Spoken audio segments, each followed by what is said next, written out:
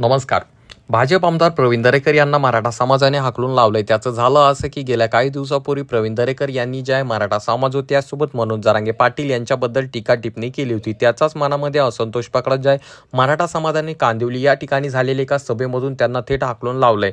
त्या ठिकाणी ज्या समतानगर या ठिकाणी मराठा समाजाची एक सभा चालू होती, ज्या ठिकाणी प्रवीण दरेकर हे आले होते. ते आल्यानंतर त्या ठिकाणावरनं मराठा समाजाच्या बांधवांनी त्यांच्या विरोधात घोषणा द्यायला सुरुवात केली आणि त्यांना थेट त्या ठिकाणावरनं हाकलून लावले. त्या ठिकाणी बोलत असताना मराठा समाजाकडनं अनेक वेगवेगळ्या प्रकारच्या घोषणा त्या ठिकाणी दिल्या गेल्या. त्या ठिकाणी मराठा समाजाकडनं मुख्यत्वे येतो झाकीय पिक्चर अभी बाकी अशा प्रकारच्या देखील घोषणा लावण्यात आल्या.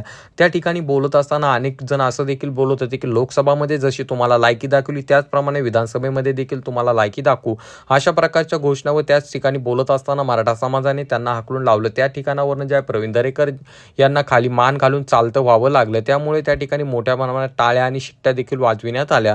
तरी तुम्हाला या घटनेबद्दल काय वाटतं खाली कॉमेंट करून सांगा. चॅनलवर नवीन असाल तर चॅनलला नक्कीच सबस्क्राईब करा.